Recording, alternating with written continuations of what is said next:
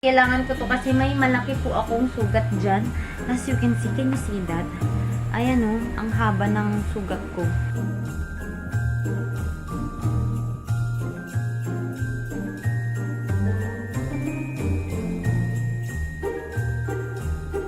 Wait nga.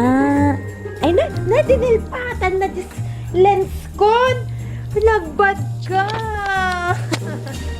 Meron pa akong 24 pieces. Ito yung na-excite talaga ako. Parang gusto ko rin ito. And if you have time ngayong holidays, no, don't wait to have time. Make time for your families. Yun. Hey everyone! Welcome back to another vlog! Ayan guys, sobrang, hindi ba nakapantulog na naman ako? Kasi actually talaga matutulog na ako. Ang oras na po is 8:14 in the evening. Yan, nanonood lang kami ng Netflix sa sala. Tapos nalala ko, kailangan ko palang mag-gift wrap ngayong gabi. Yung planner ko kasi, sinet ko na lahat ng mga gagawin ko starting from today up to after pa ng Christmas. Kaya sobrang dami kong gagawin. Actually, may mga nagtatawag na, punta tayo sa ganito, punta tayo sa ganyan. Pero, sobra talagang dami yung gagawin ko pa. Sobrang dami. Kasi kailangan ko pa maglinis dito sa room. Like, magulo pa dito sa kwarto ko. So, isang day din yun na, hindi naman isang day, pero isang activity ko yun sa isang day, ganyan. So, madami. So, kailangan ngayon makapag-gift wrap na ako kasi tomorrow will be the Christmas party, virtual Christmas party of the hospital, and mag-MC kasi ako online. Tapos, may Christmas exchange gift pa rin kami. So, mga dinala na yung ibang gifts nila nandun na sa hospital, ganun. Tapos yung iba papadala na lang, ganyan. So, yun. Kailangan ma-wrap ko na yung aking gift for tomorrow. But before that, katapos ko lang maligo, guys. Actually, di pa ako nagsusuklay. Kasi po talaga, hindi talaga ako nagsusuklay ng buhok ko kapag basa pa siya.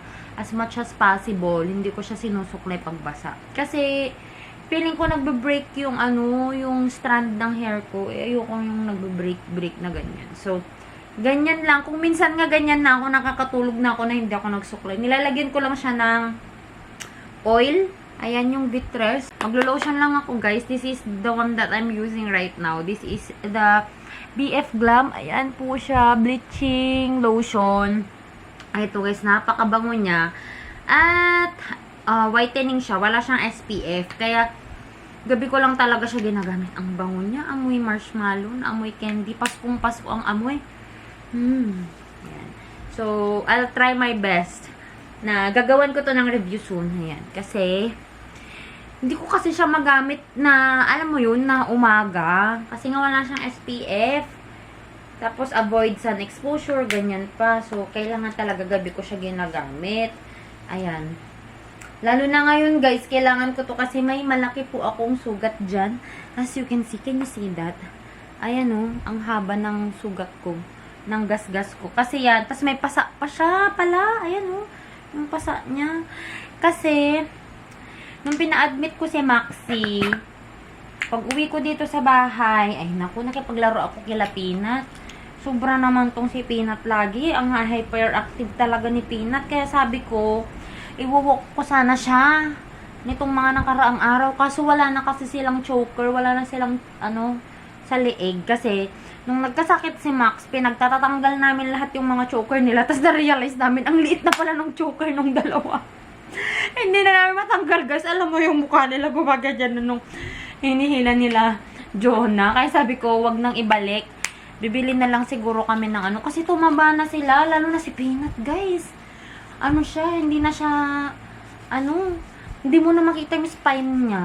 Ang lapad ng likod niya, ganyan talaga siya. So, ito guys, yung nabili ko sa 7-Eleven. Yung tipong hindi siya pang Christmas, pero it goes with the theme, char, ng Christmas. Para kung hindi ko sana siya magamit, at least, okay lang siya. Magagamit siya sa ibang event. Pero, 2, 4, 6, 8 pieces lang kasi ito. Wala kasing gift wrapper sa sa grocery store kanina. Alas 5 na kasi ako lumabas ng work. Sobrang on time pa ako lumabas. Pero wala talaga. Hindi na rin ako pumunta ng Puso Rubio. Sabi ko na, nasisense ko na wala dun sa friendship eh. Puso Rubio lang talaga. Buti na lang meron sa 7-Eleven. At least, magagawa yung para bukas. Right, Butter?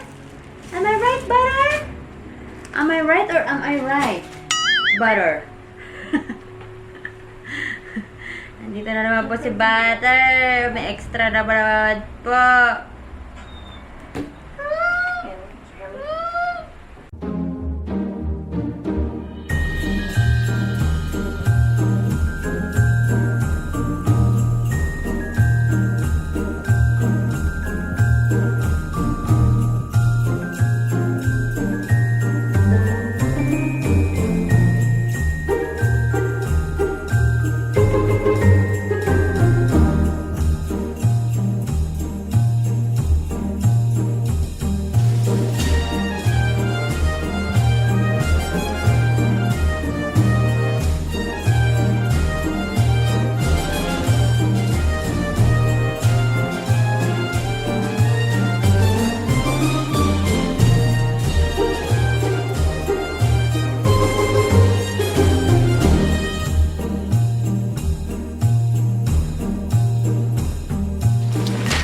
Ito na guys, yung nabalot ko, konti lang. Ang tagal kong nagbalot, tapos yan lang. Yan lang ang nabalot natin, butter, tsaka peanut. Lagay natin dito, sa ilalim po ng aming mumunting Christmas tree. Hi, Butter! Hi, Butter! Nakalabas lagi ang... andito na naman po yung basurerang... Ay, Peanut! Say hi to the vlog. Wait lang. Wait nga. Ay, dinilpatan na this lens ko. Nagbad ka. Ay, dinilaan niya po ang ating lens. Yan. So, lagay muna natin sila dito. No butter! Ay, sus! Hindi pa na ilalagay, pero nandiyan ka na. Iba yung gift mo. Len, ayaw mo man, Len. Ang ganda ka na. Bye! Lagay natin dyan. Madami po akong hindi nababalot eh. Right. Alright. Sana po hindi po talaga siya mabiktima.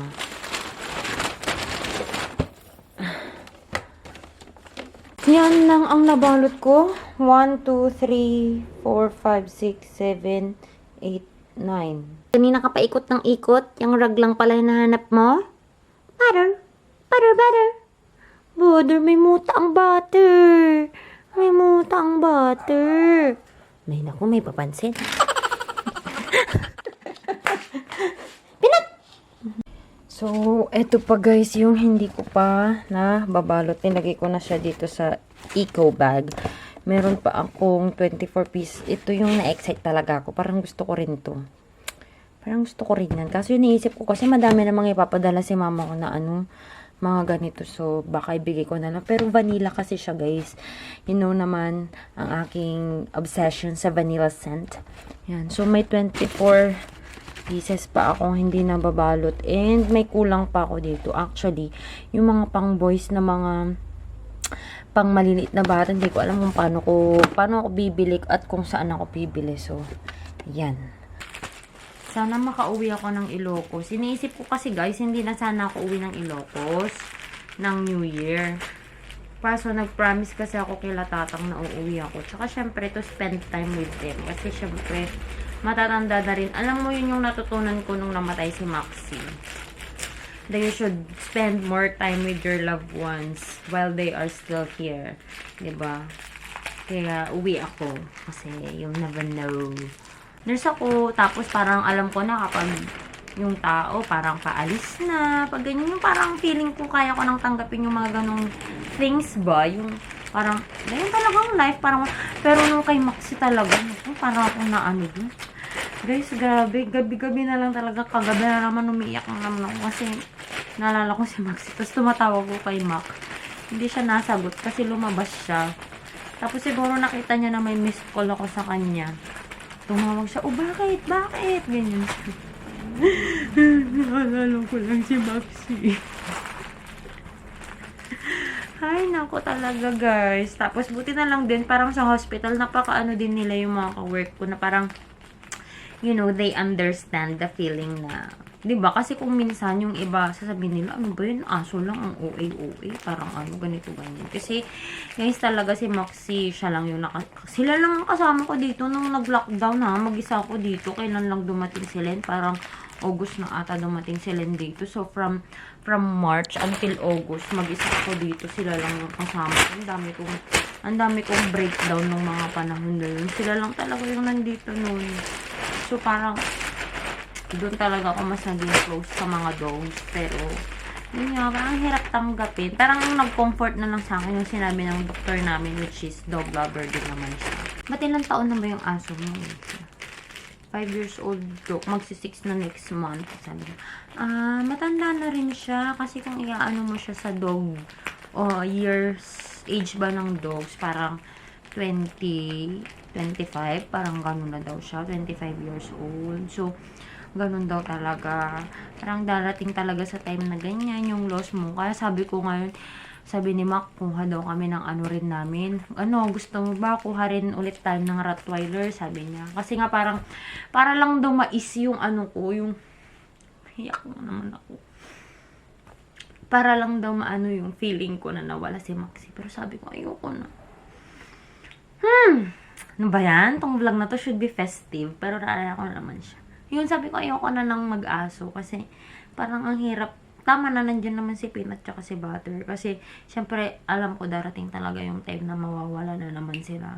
And, parang ang hirap na ma-experience ko ulit yung mga na-experience ko sa mga dog. And I'm praying na kapag sana, pag dumating yung time na mawala si Peanut tsaka si Butter, sana wala na ako dito sa Pilipinas or whatsoever. Kasi ang hirap talaga yung, alam mo yung titingnan ka ng aso mo ng eye to eye, grabe kaya. Ang hirap kaya yung kay Maxi nun, hindi ako makatulog ng madaling araw. Kasi, nagtititigan lang kami, halos mag-unan na siya sa legs ko nun. Talaga. Anyway. Ay, naku, yun lang guys. So, yun, moral of the story. Ang lahat na napuntahan. Spend more time with your families, and if you have time ngayong holidays, no, don't wait to have time. Make time for your families. Yun, yung ano ko sana.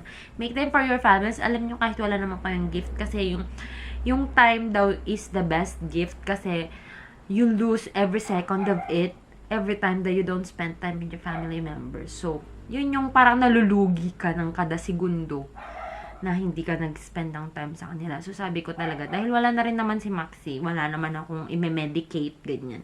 So, I must go home. Ngayong, kasi nagpa-day off ako ng New Year. Kasi ang, ano bang sabi ko dun, compromise ko kasi sa supervisor ko is, kahit mag-duty na ako ng Pasko, basta pauwiin niyo po ako ng New Year. And pinagbigyan naman niya. So, yun lang guys.